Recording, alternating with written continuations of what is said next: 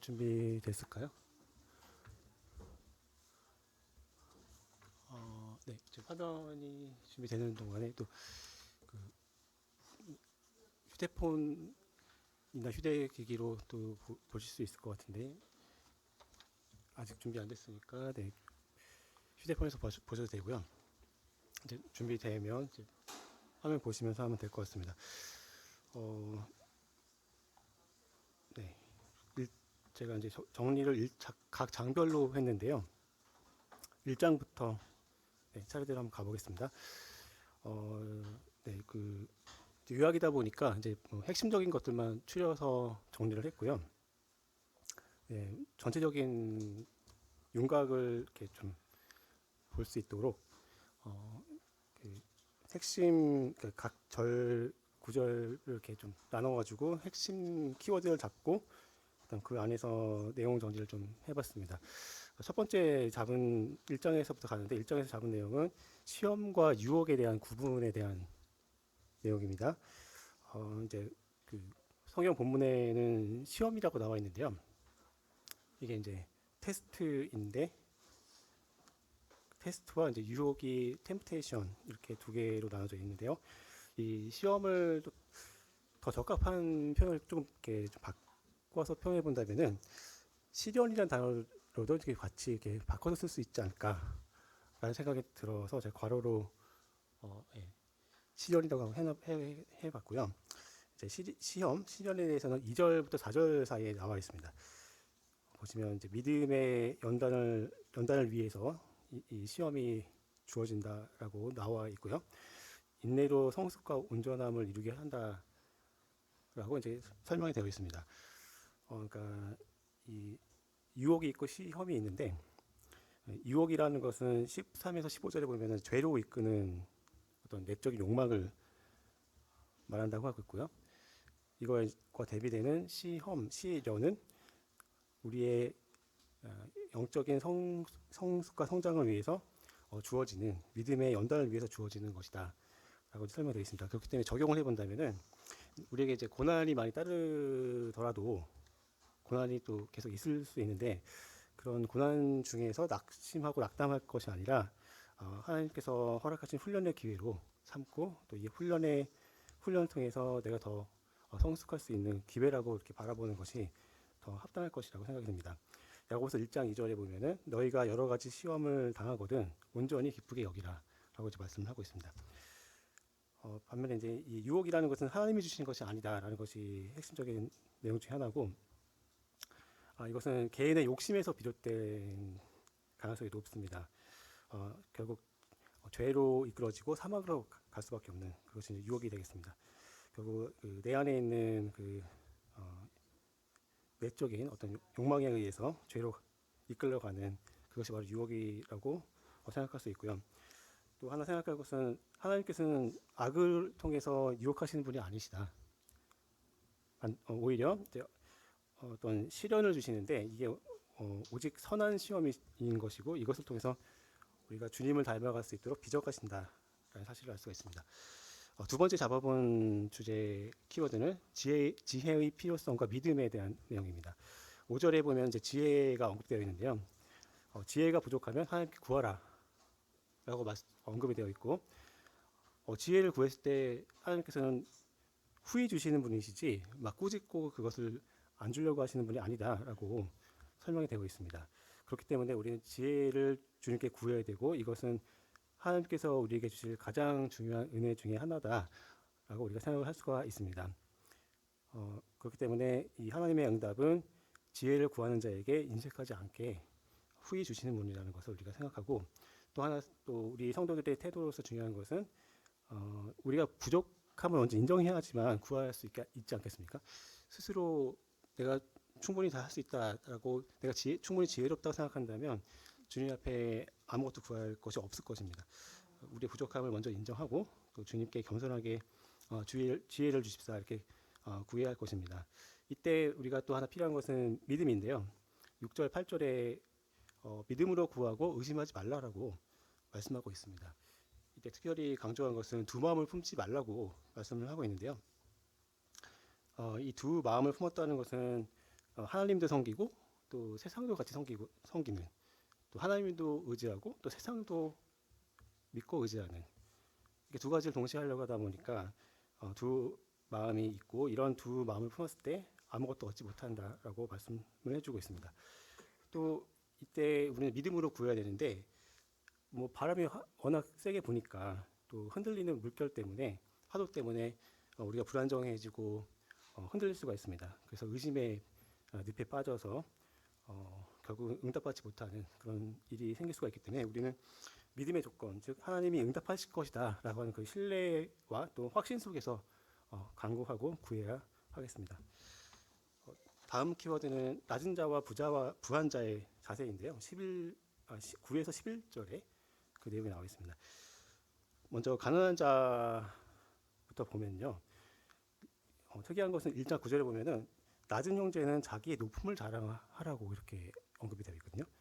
또 반면에 10절에 보면은 부한 자는 자기의 낮아짐을 자랑하라고 그렇게 설명이 되어 있어요. 그래서 이걸 어떻게 이해하면 좋을까 보면, 일단 가난한 자를 먼저 보면, 가난한 자는 오히려 자기 내적으로는 가난한데 실질적으로는 가난하지만 영적으로는 하나님의 자녀되었기 때문에 자랑할 것이 있다, 이렇게 볼 수 있을 것 같습니다. 그 외적인 부족감이 있을지라도 신분 자체는 하나님의 자녀된 신분이라는 거죠. 물론 이제 세상의 기준으로 봤을 때는 아무것도 아닌 가치가 없는 것일 수 있지만, 하늘의 가치로 봤을 때 내 자신이 얼마나 하나님의 자녀됨으로 인해서 자랑할 만한 것인가. 또 하나님께서는 낮은 자를 또 들어서 쓰시는 분이시고, 오히려 하나님의 눈에는 낮은 자가 더 높임을 받는 자라고 설명을 하고 있기 때문에 9절에 나온 것처럼 낮은 형제가 자기의 높음, 즉 나의 영적 신분이 하나님의 자녀인 것을 자랑하라, 이렇게 이해할 수 있을 것 같고요. 반면에 부자의 경우에는 세상에 사는 동안에 많은 재물과 부를 가지고 있는 거잖아요. 그런데 하나 기억할 것은, 부자인 성도분들도 계시겠죠. 이제 돈이 많다고 해서 그것을 의지할 것이 아니라, 이 세상의 부가 풀의 꽃처럼 시들고 사라져 버린다라는 것을 반드시 기억을 해서 오히려 이제 겸손해져야 한 것을 말하고 있습니다. 그렇기 때문에 10절에서 부한 자는 자기의 낮아짐을 자랑해라, 내가 겸손해져야 한다는 것을, 그러니까 진정한 자랑은 부 자체가 아니라 겸손한 태도에서 나온다라는 말씀을 해주고 계신 것을 알 수가 있습니다. 그래서 재물에 대한 환상을 벗어나서 하나님의 뜻에 순종하는 삶을 산다면, 뭐 부하건 가난하건 그것이 중요한 것이 아니라 하나님의 자녀된 신분으로서 자랑할 것이 생기기도 하고 또 겸손해지기도 하고, 이렇게 우리의 삶을 살아갈 수 있을 거라고 생각합니다.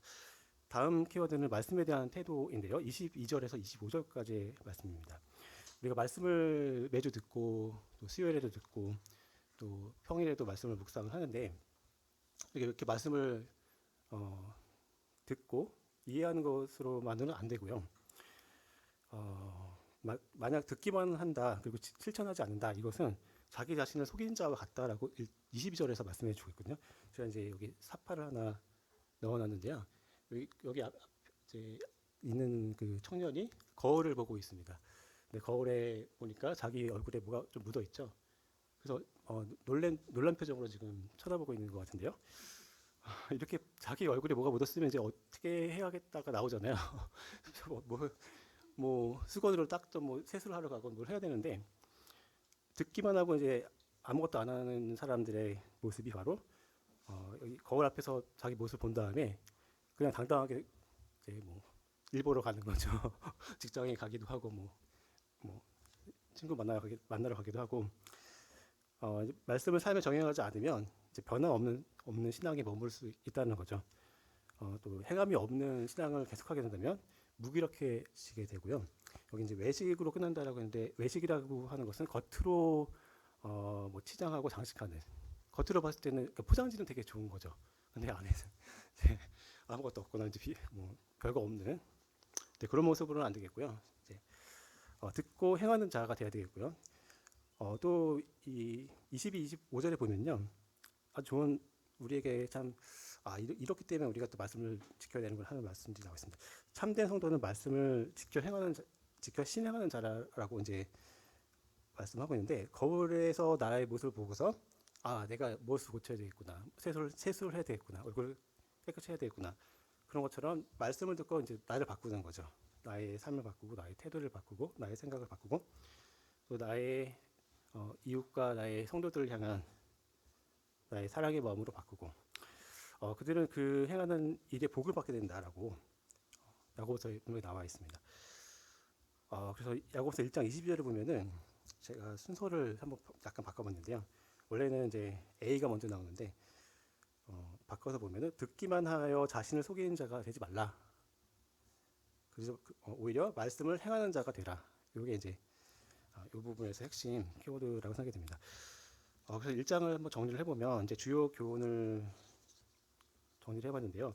1장에서는 이제 믿음은 행동으로 나타나야 한다라는 것을 강조하고 있는 것 같습니다.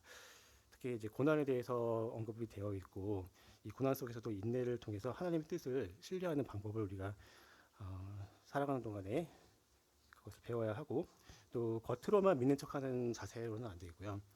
이중적인 신앙을 가질 것이 아니라 삶 속에서 말씀을 실천하는 그러한 그래서 실천하지 않는 믿음이 헛됐다는 것을 또 인식을 해야지만 또 실천할 수 있겠죠. 그래서 그런 인식부터 필요하겠고요. 또 중요한 것은 입술의 행위뿐만 아니라 삶의 어떤 은밀한 부분까지도 하나님께 정직하게 또 진실하게 그러한 모습을 경건한 모습을 지키는 것이 중요하다고 생각을 합니다. 그렇기 때문에 이제 한번 점검해보고 가고 싶은 것은 각자에게 성도님께서 각자에게 시련이 찾아올 때가 있을 텐데요. 이럴 때 하나님께 지혜를 구하고 계신지, 저도 저에게 자문하는데 제가 지혜를 구하는지, 또 믿음으로 인내하며 나아가고 있는가, 이러한 질문을 1장을 통해서 꼭 질문 받았으면 좋겠다 생각하고요. 그래서 내가 말씀을 듣고도 그대로 살지 않는 부분이 있는지, 그게 있다면 무엇인지 한번 고민해 볼 필요가 있다고 생각합니다. 또 내 경건이 입술에서만 경건한 거고 뭐 삶의 행동에 아무것도 없고 그 행동이 없으니까 열매도 없다면 그것은 정말로 안타까운 그런 신앙생활이 될 것 같습니다. 네, 그다음 2장으로 넘어가겠습니다. 2장에도 비슷하게 이제 키워드 이렇게 쭉 잡아서 가보겠습니다. 2장 1절에서 9절에 보시면 여기에는 이제 외모로 사람을 판단하지 말라라고 하는 내용이 나와 있습니다. 그 믿음과 차별, 이것이 같이 성립할 수가 없다. 믿는 사람이 차별할 수 없다, 이런 말인데요. 성경 그 2장에도 보면은 1절을 쭉 읽어보면은 주 예수 그리스도를 믿는 우리 그리스도인들이 이제 사람을 판단하는 것에 대해서 얘기를 합니다. 외모를 판단하거나 지위를 판단한다. 또 어떤 사람의 배경을 판단한다. 이런 것을 하지 말라. 이 말씀은 뭐 세상에 나가서는 얼마든지 그런 차별이 있을 수가 있잖아요. 세상 논리라는 게 뭐 외모 지상주의가 있고, 또 어떤 지위, 사회적 지위나 어떤 자기 뒤에 있는 백그라운드가 뭐냐에 따라서 그 사람이 정해지잖아요. 그 위치가 정해지고 활동 반경이 정해지고 또 대우가 정해지는데, 그런 세상적 차별이 교회 안에서까지 이어져서는 안 되겠죠. 그것이 재현돼서는 안 된다. 교회 안에서는 그것으로 판단되어서는 안 된다. 기준이 이것이 되어서는 안 된다. 2장 1절에 보면은 내 형제들아 영광의 주 곧 우리 주 예수 그리스도에 대한 믿음을 너희가 가졌으니 사람을 차별하여 대하지 말라, 이렇게 말씀을 해주고 있습니다. 오히려 하나님은 낮은 자를 들어서 사용하신다라고 하셨고요. 또 9절에 보면은 가난한 자를 택하셔서 믿음의 부여를 주셨다라고도 되어 있고요. 또 하나님의 나라를 상속하겠다라고 약속해주고 계십니다. 물론 이렇다고 해서 뭐 부자가 무조건 뭐 믿음도 안 주시고 뭐 상속을 못 받는다, 그런 뜻은 아니겠죠. 그렇지만 어쨌든 가난한 자를 먼저 택하셨다라고 봐야 되겠고요. 이것은 이제 세상의 기준과 다르다는 의미일 것입니다. 하나님의 그 시선은 겸손하고 믿음이 있는 자에게 향하신다라는 것을 우리가 기억을 해야겠습니다. 계속 이어지는데요. 또 차별은 악한 판단이며 율법을 위반하는 것이다라고 또 나와 있습니다.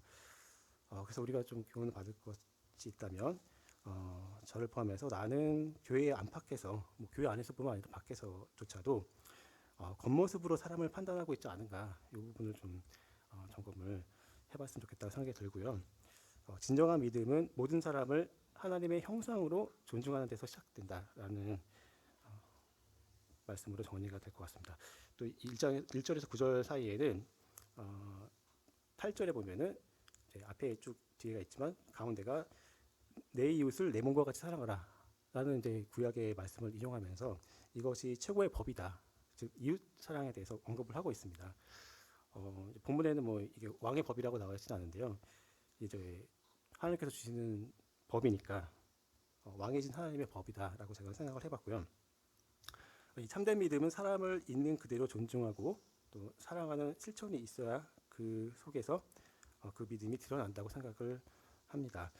그래서 2장 첫 번째 부분을 이렇게 살펴봤고요. 두 번째 키워드는 행함이 없는 믿음에 대해서 행함이 없는 믿음은 죽은 믿음이다. 이게 12에서 26절까지 길게 나와 있습니다. 구원은 은혜로 받는 거죠. 선물이죠. 하나님께서 우리에게 값없이 주신 것이지만 진짜 믿음, 참된 믿음은 그 믿음을 소유한 사람의 행위로서 드러나게 된다. 이렇게 이제 전체 내용을 정리할 수 있을 것 같습니다. 거기에 이제 본문에 보시면은 아브라함의 예도 나오고 라합의 예도 나와 있습니다. 아브라함의 경우에는 믿음으로 의롭다 하심을 받았는데요. 사실 또 그가 행위를 같이 또 했거든요. 이삭을 바치는 행위를 통해서 또 온전해졌다. 그 믿음이 온전해졌다라고 본문에서 밝혀주고 있습니다. 또 기생인 라합의 경우에도 믿음의 행위, 즉 정탐꾼을 숨겨주는 굉장히 위험한 일이죠. 뭐 이게 잘못 걸리면 같이 죽을 수도 있는 그런 일이었지만 믿음을 가지고 정탐꾼을 숨겨줬고 그걸 통해서 결국 생명을 얻게 되는 그 예가 나와 있습니다. 그래서 행함이 없는 믿음은 죽은 것이라고 이제 정리가 되는데요. 야고보서에 이렇게 나와 있다고 하니까 이게 좀 뭐 대치되는 구절이 있는 거 아니냐. 성경에 바울은 또 믿음으로 의롭다함을 받는다고 하지 않았느냐라고 이렇게 주장을 할 수가 있습니다. 이게 굉장히 대립되는 내용이라 여러 가지 논란이 있을 수가 있고 실제로 논란이 많이 오랫동안 이어져 온 걸로 알고 있는데요. 이것을 어떻게 이해하고 정리할까 이것은 굉장히 어려운 부분이긴 한 것 같습니다. 하지만 이제 대체적으로 정리를 할 때 이것이 모순된다고 하기에 해버리면 성경 자체가 또 이제 부딪히잖아요. 그래서 이렇게 정리를 하기보다는 바울은 구원의 시작을 강조한 거기 때문에 그 앞에서도 구원이 은혜로 받는다고 했잖아요. 그렇기 때문에 구원의 시작을 강조했다고 보고 야고보의 경우에는 반대로 마지막 부분, 즉 구원이 결국 끝으로 갈 때 어떤 열매가 나타나게 되는데 그 삶의 변화라고 하는 열매는 나타나는 부분을 강조한 것이다. 라고 이렇게 정리를 하면은 서로 교회가 모순되지 않는 것을 만들 수가 있거든요. 그래서 해결 방안은 이렇게 이해하는 건데요. 또 다르게 해석하시는 분들도 있는 것 같더라고요. 아예 그냥 이걸 뭐 성경을 다 잘라가지고 어느 부분은 어디다 해석을 붙이고 뭐 그렇게 뭐 하기도 하는데 뭐 극단적 세대주의에서 뭐 그렇게 하는 게 있다고 합니다. 이제 그런 것들은 뭐 관심 있으신 분들이 더 자세하게 찾아보시고 공부해 보시면 좋겠고요. 어쨌든 이제 이 교리가 모순되지 않게 정리할 수 있고 또 바울의 구원의 시작에 대한 강조 또 야고보에서 삶에서 나타나는 그 살아있는 믿음 죽은 믿음이 아니라 행함이 있는 믿음 구원의 열매에 대한 강조를 또 야고보서를 통해서 또 배울 수 있다고 생각을 합니다. 자, 3장으로 넘어가 보겠습니다. 3장 1에서 12절까지는 즉 말의 위험성과 중요성에 대해서 다루고 있는데요. 이 부분 제가 문제풀이를 했던 부분이라 그때 사용했던 그림을 다시 재활용해서 한번 넣어봤습니다. 이제 혀는 이제 작지만 강력한 힘을 가진다. 그래서 그 말의 재갈을 물리잖아요. 말이 아주 뭐 그 사나운 야생마들을 길들여 가지고 사람이 타고 다니는데 그게 된 이유는 입에다가 이 재갈을 이 그림에도 나와 있듯이 물려가지고 통제를 하는 거죠. 또 배의 경우에도 이 키라는 게 굉장히 작은 건데요. 뭐 자동차의 그 운전대 정도밖에 크게 안 되잖아요. 근데 이 작은 거를 가지고 어떻게 돌리냐에 따라서 그 엄청난 큰 배가 오른쪽으로 가기도 하고 왼쪽으로 가기도 하고 그 방향을 바꿀 수가 있습니다. 또 산에 어떤 불씨가 튀어가지고 지금 뭐 올해도 뭐 전국에 많은 불들이 났던 기억이 나는데요. 이 산불이라는 것 자체도 작은 불에서 시작하잖아요. 이 불씨, 이 말이라는 게 아주 작은 불씨인데 이게 잘못 불이 붙어버리면 이제 크게 퍼져가지고 산불이 될 수도 있는 그런 거라는 거죠. 또 오른쪽에 그림에 보면 어떤 사람이 지금 말을 하고 있는데 말이 나오는 게 아니라 어떤 불이 나오고 있죠. 불, 불에 또 어떤 뭐 사탄적 같은 사탄적 마귀적인 어떤 상징이 나와 있는데요. 성경에는 더 이 그림처럼 설명하고 있어요. 혀가 지옥에서 난 불 같다고 하면서 그 원천이 그 지옥에서 나오는 것으로 이렇게 묘사를 하고 있거든요. 그만큼 그 말이라는 게 파괴적일 수가 있고 영향력이 강하다라는 거죠. 또 잘못 제어하면 엄청난 그 재앙을 일으킬 수 있는 그 제어하기가 그렇게 어렵다는 거죠. 그래서 우리가 주의해야 할 것은 우리가 찬양 예배 시간에 찬양을 이렇게 열심히 하고 또 찬양 집회도 하기도 하는데요. 참 저도 그렇지만 이게 찬양하는 입을 가지고 또 이렇게 남을 평가하고 또 안 좋은 표현을 쓰고 또 심지어는 저주를 할 때도 있겠죠. 한 입으로 찬양도 하면서 저주도 하고 이게 동시에 해서는 안 되는 건데 이게 이제 모순이라는 거죠. 물론 이제 우리가 성화되는 과정에 있기 때문에 이게 이제 한 번에 안 되고 완벽하게 안 되겠지만 이제 단계 계단을 올라가듯이 한 계단 한 계단 이제 바뀌면서 우리가 찬양이 더 많아지고 또 남에 대한 칭찬과 격려가 더 많아지고 이 저주와 그 깎아내리는 말들은 점차 이제 사라질 거라고 생각합니다. 그것을 위해서 우리가 이제 말을 또 혀를 잘 간수하고 또 제어할 수 있는 그런 사람이 되어야겠다는 생각이 들고요. 이제 끝에 보면은 혀를 제어할 수 있는 사람은 온전한 사람이고 또 믿음이 그만큼 성숙한 사람이라는 것을 우리가 생각해 볼 수 있겠습니다. 다음 키워드는 지혜에 대한 건데 하늘에서 난 지혜하고 세상적 지혜를 13절에서 18절까지 비교해 주고 있습니다. 먼저 살펴볼 것은 세상적 지혜인데요. 세상적 지혜가 종류가 쭉 나오거든요. 세상에서 근본으로 들어온 그 지혜들은 첫 번째로는 시기 다툼이라고 표현이 되어 있습니다. 그러니까 시기 다툼이라는 거는 뭔가 이제 뭐 투쟁해서 뭘 얻으려고 하든 뭐 쟁취하려는 말하자면 경쟁심 이런 거겠죠. 누가 더 세냐, 누가 더 뭐 빠르냐, 뭐 그런 도토리 키재기 같은 거겠죠. 그런 것들을 통해서 내가 더 앞서가고 더 가지려고 하는 시기 다툼, 그것에서 오는 자랑, 또 그것을 이루기 위한 거짓말, 그것으로 인한 혼란, 이 모든 게 악한 일들이 다 이제 이 세상적 지혜로부터 인해서 왔다는 거죠. 그렇기 때문에 이제 한마디로 정리하면 세상에서 오는 지혜는 우리가 어떻게 볼 수 있냐면 그게 이제 어떤 그 성취를 이루어가는 게 아니라 파괴적, 이루어진 것을 무너뜨리는 어떤 파괴적인 그런 모습을 보여준다라고 생각할 수가 있고요. 이 반대로 하늘에서 온 지혜, 하나님께로부터 온 지혜는 처음에 성결이라고 되어 있고요. 성결이 첫 번째라고 또 되어 있습니다. 3장 17절에 보면은 첫째가 성결이고 그 다음에 뭐뭐뭐가 나오거든요. 그 성결 다음에 나오는 것들은 화평, 관용, 양순, 긍휼, 선한 열매, 편견 없음, 거짓 없음 이런 특징이 나타난다라고 위로부터 온 지혜에 대해서 설명을 하고 있습니다. 그래서 이런 위에서 하늘에서 온 지혜는 화평의 씨앗이 되고 또 의의 열매를 맺게 된다라고 설명을 해주고 있습니다. 그래서 하나 살펴볼 것은 왜 첫째를 성결이라고 했을까라는 부분인데요.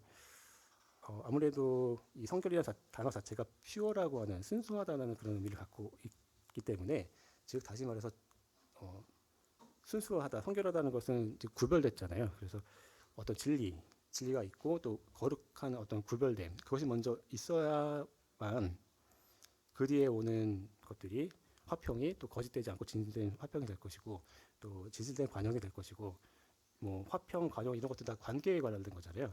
어떤 사람들과의 관계, 성도님들과의 이웃들과의 관계에서 거짓된 화평이나 거짓된 관용, 또 거짓된 관계가 아니라 참된 또 구별된 거룩한 그런 화평과 관용과 관계가 될 수 있도록 하기 위해서 성결을 먼저 언급한 것이 아닐까라고 생각을 해봤습니다. 그래서 2장 3장을 아마 이제 야고보서 두 번째 차 주에 합쳐서 내용이 좀 길었었거든요 그때. 그래서 두 개를 같이 했어서 합쳐서 그냥 교훈을 잡아봤습니다. 2, 3장의 교훈을 살펴보자면 이제 먼저 참된 믿음에 대해서 언급을 했고요.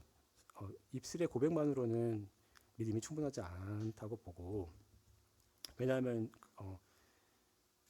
행위가 없다면 그 믿음이 있는지 없는지 알 수가 없다 보니까 실천과 순종에 뒤따라야 된다라고 말씀하고 있는 것이고요.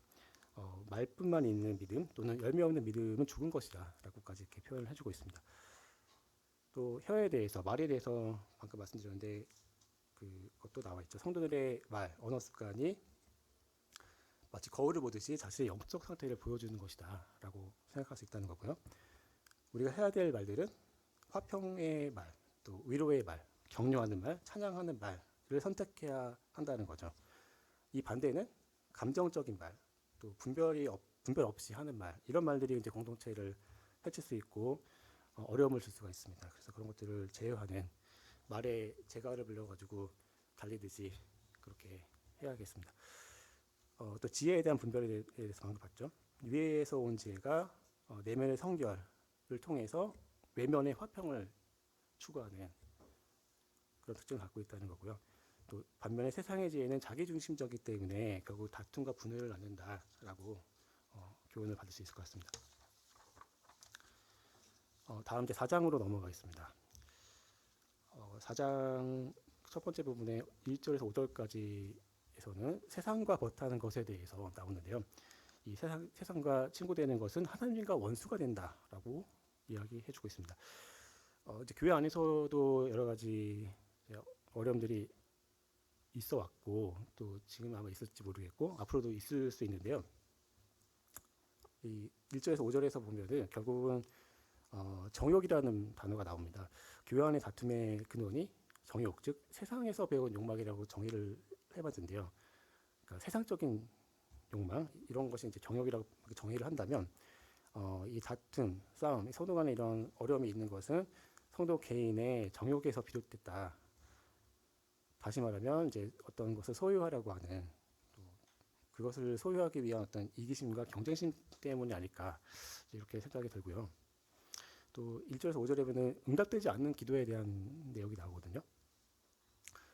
뭐 스스로 다 할 수 있다면 아마 구하지 않을 겁니다. 근데 구하지 않는 사람이 구하지 않은 것을 받을 수 있을 거라고는 생각이 들지 않고요.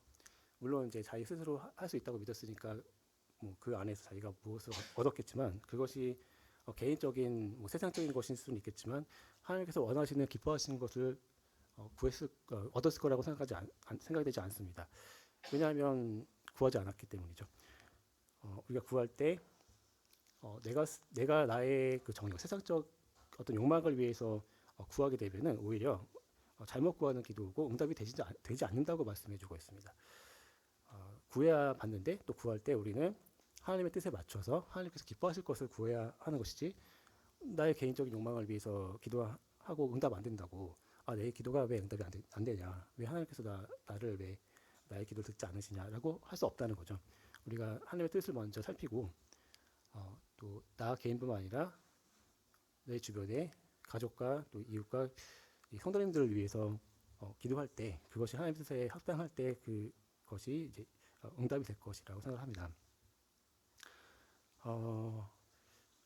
그리고 그 1절에서 5절까지 주제가 세상과 벗함인데요. 이 영적 간음이라는 표현이 나옵니다. 성도들이 세상의 가치를 따르는 것에 대한 경고인데요. 사실 이게 좀 어려운 부분인 것 같긴 합니다. 저도 그렇지만 이제 세상에서 살고 있잖아요. 사실상 세상에 살고 있고 많은 가치들이 있습니다. 그것을 따르지 않게 되면은 이제 세상에서 살기가 매우 어렵습니다. 그래서 이제 교회 밖에 나갔을 때는 세상 가치에 이렇게 점유되어 있다가 또 말씀을 듣거나 말씀을 묵상할 때 다시 돌아와서 이건 지금 내가 잘못된 판단 안에 가치에 갇혀 있구나. 그것을 계속 깨닫고 다시 계속 이제 주님께로 나오게 되는데요. 이런 과정이 없이 그냥 세상 가치로 계속 가버린다면 요거는 이제 문제가 있습니다. 하나님과 원수되는 방향으로 가는 거고요. 이것에 대한 경고가 어떻게 나냐면은 성령님께서 성도들을 시기하실 정도로 성도를 사모한다라고 표현하시면서 세상으로 갈 것이 아니다. 세상의 가치를 따를 것이 아니다.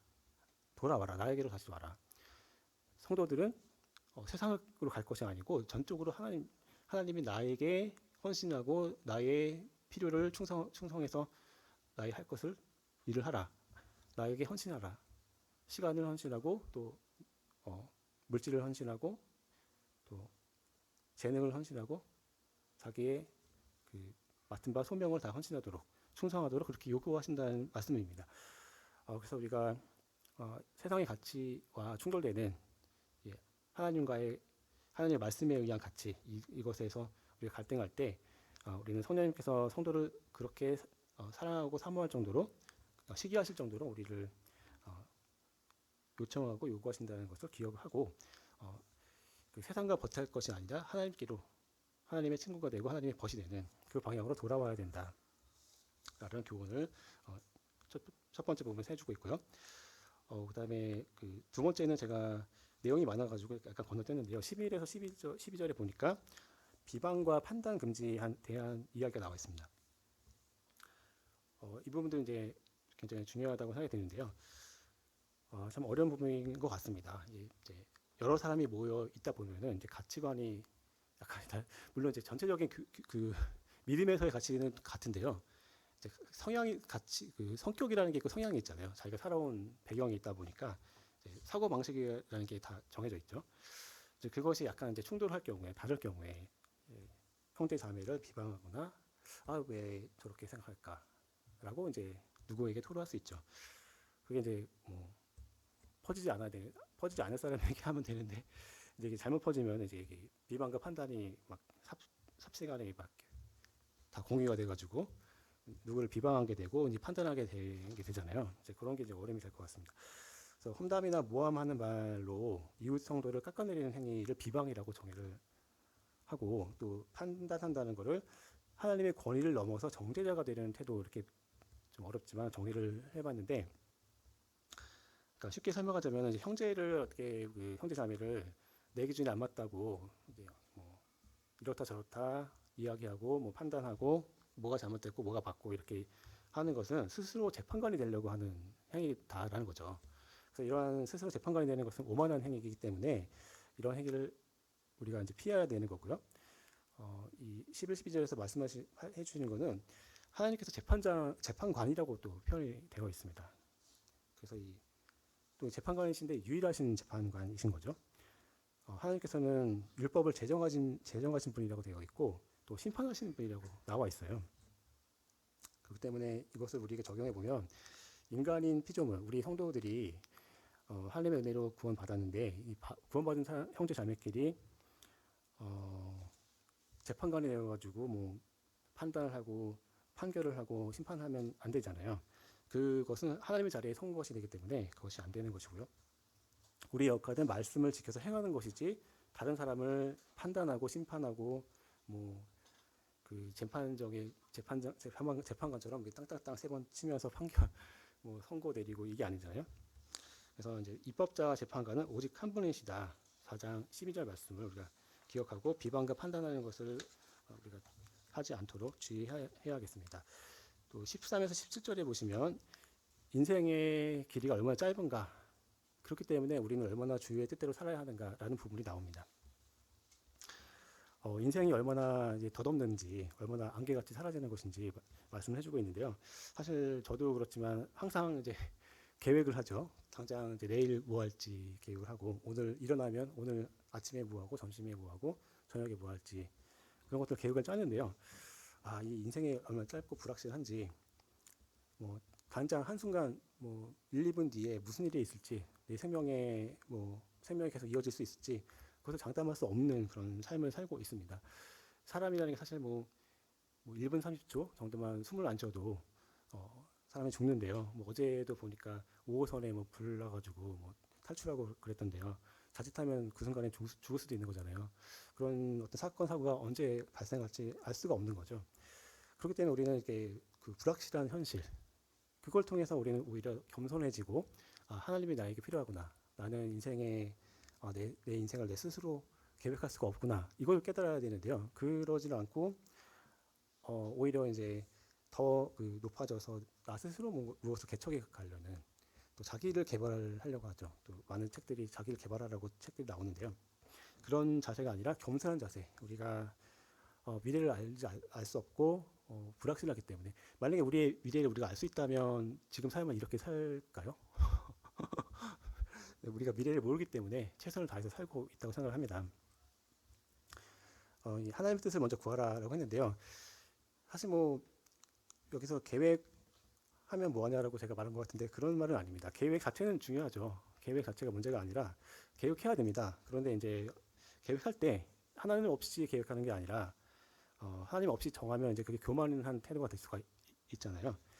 그래서 먼저 하나님의 주권을 인정하고 하나님의 뜻을 먼저 살피고 말씀이 뭐라고 되어 있나 내가 뭐 사소한 것일 수도 있지만 또 중요한 거를 판단해야 될 때가 있잖아요. 그럴 때는 특별히 더 말씀이 뭐라고 되어 있는지 찾아보고 또 말씀을 잘 아는 분에게 물어보고 주권을 인정하고 하나님께서 나의 이런 계획이 하나님께 합당할까 내 자신만을 위한 계획이 아니라 주님을 위한 계획이 될까 이런 것을 고민을 해야 된다는 거죠.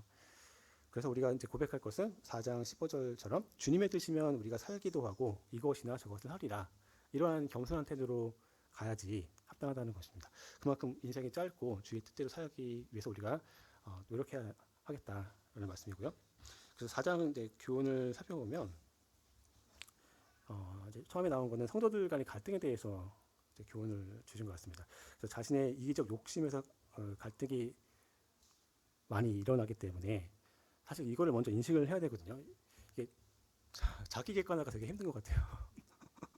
내가 어떤지를 잘 몰라요. 그래서 나는 잘하고 있다고 이제 생각을 하는데 뒤돌아서 한참 뒤에 보면은 이게 내가 나를 위해서 한 거구나. 내 욕심 때문에 했다가 이게 갈등이 생겼구나. 라는 걸 이제 나중에 알게 되거든요. 근데 그 순간에 만약에 내가 인식을 할 수 있다면은 이 갈등을 줄이는데 큰 힘이 될 수 있을 거라고 생각이 들거든요. 그래서 우리가 성도들 간에 이웃 간에 또 가족 간에 어떤 갈등이 생기지 않도록 먼저 주님께 의탁하는 기도를 통해서 이 어떤 자기 욕심을 부릴 것이 아니라 주님의 뜻에 따라서 주님께서 원하시는 대로 내가 하겠습니다. 이렇게 하는 순종하는 마음으로 바꿔야 하겠습니다. 또 이제 세상적 가치와 타협하는 삶을 피하라는 그 말씀이 이제 중간에 나와 있는데 세상과 타협하는 것은 하나님과의 관계를 파괴하는 것이 되기 때문에 우리가 그 영적 간음 상태로 갈 것이 아니고 이 겸손한 태도로 하나님께 회개하는 마음을 가지고 내가 다 할 수 없고 내가 내 스스로 했을 때 잘못된 길로 갈 수밖에 없다라는 것을 먼저 인정하고 그런 회개하는 마음, 주님께 돌아오는 그런 마음을 태도를 가져야지만 하나님께 복종하고 그 뜻을 따라 행할 수 있다고 생각이 듭니다. 그런데 이제 이 반대로 가려는 게 이제 마귀적 생각인 것 같아요. 마귀가 주는 생각은 뭐 하나님이 뭐가 필요 있어? 뭐 너 스스로 다 할 수 있으니까 너가 알아서 계속 너의 지혜를 다 발휘하고 네가 가지고 있는 모든 자원을 다 살펴봐. 너가 알고 있는 모든 인맥을 다 동원해서 해결해라고 아마 속삭일 겁니다. 어떤 그 세상적 가치가 올 때 이제 거기에 저항해야 되는데요. 그건 준비하지 않고 있으면 이제 저항할 수가 없을 것 같습니다. 그래서 항상 그 구별된 삶, 주님께 더 성별된 삶을 살기 위해서 그런 삶을 지향하는 성도님들과 제가 됐으면 좋겠다라고 생각합니다. 또 마지막에 보면 나온 거는 이제 판단에 대한 건데 앞에서 말씀드렸다시피 이 재판관이시 입법자이자 재판관, 법도 많으셨고 재판도 하시는 그분이 하나님이시다라고 말씀하고 있습니다. 그래서 이 공동체 안에서 같은 성도끼리 그러니까 뭐 트집을 잡고 단점을 들추이고 뭐 비방하거나 이런 것보다는 이제 공동체 안에서 사랑의 실천, 또 순종하는 실천 이런 것들이 서로 간에 쌓이고 연결되고 이어지면은 이로써 이 모든 판단이 오직 하나님의 권한에 있다라고 인정하는 것이다라고 생각을 합니다. 말이 좀 어렵지만 어쨌든 우리가 사랑과 순종을 실천하는 것은 결국은 하나님께서 최종 판결하시는 분이다. 이게 있어야지 공동체 안에서도 서로 믿고 순종하고 따를 수 있다라고 이제 생각이 들어서 이렇게 정리를 했습니다. 이제 마지막 장이네요. 마지막 장도 정리를 해보겠습니다. 네, 첫 번째 1에서 6절까지는 불의한 부자에 대해서 나옵니다. 특별히 이제 말세라는 표현이 나오는데요. 여기서 말세는 아무래도 이제 주님의 강림, 재림하실 그 시기를 말하겠죠. 우리가 다 체감하듯이 지금 뭐 말세의 또 끝이다라고 이제 얘기를 하는데 이제 이 말세에 재물을 쌓는 자들에 대해서는 경고를 하고 계시더라고요. 그래서 이제 주님의 강림이 가까운 이 말세에 재물을 쌓는 부자에 대해서 근데 이 부자가 그냥 정상적인 부자들을 말하는 건 아니에요. 우리가 열심히 살아가지고 돈 많이 버는 거 그거 가지고 뭐라고 하는 건 아닙니다. 그래서 열심히 사시고 또 필요한 재물을 뭐 얻으시는 건 괜찮은데 그게 아니라 이제 부패한 재물 때문에 심판을 받는다는 거죠. 그래서 이제 부패한 재물의 근원이 세 가지 정도가 나오거든요. 첫 번째는 그 정당한 임금을 주지 않을 때 일꾼을 그냥 부려가지고 막 피땀을 다 그냥 뺏어가지고 뭔가 성실을 했는데 그거에 대해서 정당하게 합당하게 줄 보상을 줬다면 문제가 안 되죠. 근데 그러지 않고 시킨 만큼 일 시킨 만큼 임금을 주지 않고 착취함으로써 내가 어떤 사람이 부패한 재물을 쌓는다.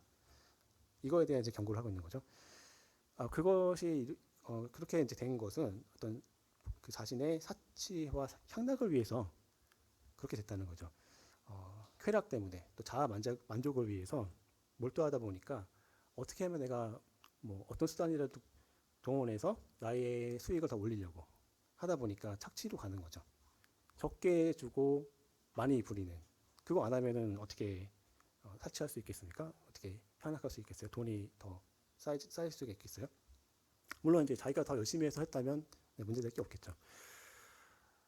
또 의인을 억압한다고 되어 있는데요. 이제 힘없는 사람들을 막 억눌러 가지고 그래서 이게 뭐 여기는 살해하는 죄까지 나온 거 보면은 이제 강제로 뜯어내고 뺏는 뭐 그런 것까지 포함된다고 생각이 들고요. 물론 이제 이 5장에는 이 예시가 안 나와 있는데 열왕기상 21장에 보면은 나봇 사건이 나오잖아요. 나봇의 포도원 사건. 그래서 이 아합 왕은 그냥 방조했고 이세벨이 주도해서 한 건데 이 나봇이라는 사람이 포도원을 뺏기 위해서 이제 뭐 주변에 있는 어떤 두 사람을에게 사주해서 거짓 증언하게 한 거죠. 이 나봇이 하나님을 저주했다라고 증언해라라고 한 다음에 그런 증언이 두 명이나 있으니까 어떻게 되겠어요? 이 나봇을 죽일 수 있는 근거가 된 거죠. 그래서 이 사람을 죽게 하고 그렇게 함으로써 이 포도원을 차지하는 그래서 가난한 사람의 재산을 탐해서 죽게 만들고 그것을 뺏는 그런 예시거든요. 근데 결국 이 아합과 이세벨이 어떻게 됐어요? 불의한 권력으로 재물을 뺐으니까 하나님의 공의로운 심판을 받게 됩니다. 그 결과가 되게 참혹한데요. 이미 이제 예언을 통해서 아합은 뭐 개가 아합 왕의 피를 핥을 것이다라고 저주의 그 예언이 나왔고 또 이세벨의 경우에는 개가 나오는데 그 개가 이세벨을 먹을 것이다 라고 그렇게 경고를 했는데 그 예언이 그대로 이루어졌습니다. 그래서 아합 왕을 죽을 때 이제 개가 그 피를 핥았고 이세벨은 그 높은 데서 떨어졌는데요. 창가에서 떨어져가지고 죽었는데 나중에 시체를 찾으러 가봤더니 개가 다 먹어가지고 뭐 뼈밖에 없는 그렇게 이제 심판을 받게 되는 그런 사건이 나와 있거든요. 대표적인 예로 이제 볼 수가 있는데요. 글쎄 이제 뭐 말세에만 해당하는 것 같지는 않은데요. 여기에 특별히 이 말세라고 한 것은 또 어떤 의미가 있을 것 같긴 합니다. 아마도 이제 뭐 대환란기라든가 이럴 때 어떤 불의한 자들이 많이 나타나가지고 그 약한 자들을 신실한 사람들을 많이 핍박하거나 억압하고 이렇게 뺏어가지고 이 나봇을 죽이듯이 이렇게 모함해서 죽인 다음에 재산을 다 강탈해가는 그런 일들이 있지 않을까 이렇게 뭐 생각해 볼 수도 있겠고요. 네, 어쨌든 불의한 그 재산을 쌓는 것에 대한 경고가 나와 있습니다. 그리고 이제 7에서 11절에 보면은 인내의 신앙, 주의 대임을 소망하는 부분이 나와 있는데요. 주님의 오심이 가깝다. 이 멀지 않았다는 거죠. 그렇기 때문에 지금 고난이 엄청나요. 뭐 그냥 겉으로 보기에 아무 일이 없는 것 같지만 사실은 이제 영적 전투가 치열하고 우리가 세상 가치관에 노출되어 있다 보니까 앞에도 나왔지만은 그 가치관을 지키는 건 쉽지 않습니다. 그래서 믿음의 사람은 당장 이 고난 때문에 그 좌충우돌할 것이 아니라 주님의 재림을 바라보면서 살아야 된다. 왜냐하면 재림이 멀지 않았습니다. 그래서 또 이 표현에 보면은 심판주가 문 밖에 계신다. 이미 문 밖에 와 계세요. 이제 문만 열면은 들어오실 수 있거든요. 그렇기 때문에 우리가 원망하는 삶이 아니고 또 불평하는 삶이 아니라 인내를 통해서 주님께서 바로 오시겠구나, 그렇게 생각을 해야 되겠고요. 오히려 이 인내가 복이라고 말씀하시면서 고난 중에서도 흔들리지 말아야 된다라고 하는 그 세 가지 예를 주셨어요. 그래서 농부가 나오는데요. 이른 비와 늦은 비를 기다리면서 그 귀한 열매를 얻기 위해서 얼마나 그 노력합니까? 네. 엄청난 그 노력과 피땀을 들여가지고 비를 기다리면서, 뭐 봄에도 비가 와야 되고 또 늦은 비도 와야지 열매가 수확이 되잖아요. 그 과정이 얼마나 힘들겠어요. 근데 그 과정을 다 거치고 나면 결국은 귀한 열매를 얻게 되는 겁니다. 또 선지자들의 예를 보면은 이분들은 선한 의도로 하나님의 말씀만 전했는데 그 전하다가 고난을 받고 심지어는 죽기까지 했거든요. 근데 이 고난 받을 때 이 선지자들이 내가 하나님 뜻대로 일하는데 왜 나한테 이런 고난이 와라고 피한 것이 아니라 그냥 인내로 그것을 견뎌냈고 그런 인내로 견딘 본을 보여주었다는 거죠. 또 욥의 경우에도 극한 고난에 빠졌습니다. 그가 갖고 있던 모든 것을 다 잃었고 또 아내도 자신을 저주하고 떠났거든요. 근데 끝까지 하나님에 대한 그 믿음을 저버리지 않고 인내했습니다. 그랬을 때 그 긍휼의 결과로서 욥은 자신이 가졌던 걸 다시 회복했죠. 나중에 결국은 여기 농부가 받은 그 귀한 열매처럼 어떤 다시 회복되는 그런 결과를 얻게 되었습니다. 그래서 야고보서 5장 11절에는 보라 인내하는 자를 우리가 복되다 하나니라고 말씀해주고 있습니다. 네, 시간도 거의 다 돼서 빨리 정리하겠습니다. 이제 마지막 부분에 19에서 20절인데요. 이 부분에서는 믿음을 떠난 사람들, 같이 있다가 떠난 사람들에 대해서 우리가 책임이 있다라고 또 말씀해주고 있습니다. 그래서 신앙에서 떠난 형제들, 자매들 이분들에게 대해서 무관심하지 말라라고 돌아올 수 있도록 도와줘야 되고, 이 방황하고 있는 사람들에게 다시 진리를 전하고 또 회개할 수 있도록, 그것이 우리 공동체의 사명이다라고 말씀해주고 있고요. 19절에 보시면은 누가 진리에서 미혹된 자를 돌아서게 하면 어떻게 되냐면 그 영혼을 구원하고 또 죄를 덮는다, 허다한 죄를 덮는다라고 말씀해주고 있습니다. 여기서 허다한 죄를 덮는다는 것은 그 떠났던 영혼이 다시 돌아오면서 회개할 것이고, 그걸 통해서 그 용서의 복음이 그 회개하시는 분에게 온전하게 임하게 된다. 그래서 야고보서 5장 20절에는 그의 영혼을 사망에서 구원할 것이며 허다한 죄를 덮을 것이라고 말씀해주고 있습니다. 이제 5장을 전체 교훈을 살펴보고 마치겠습니다. 첫 번째는 불의한 삶에 대한 하나님의 심판에 대해서 다뤄봤고요. 이거는 그 부당하게 뭐 임금을 착취하거나 아니면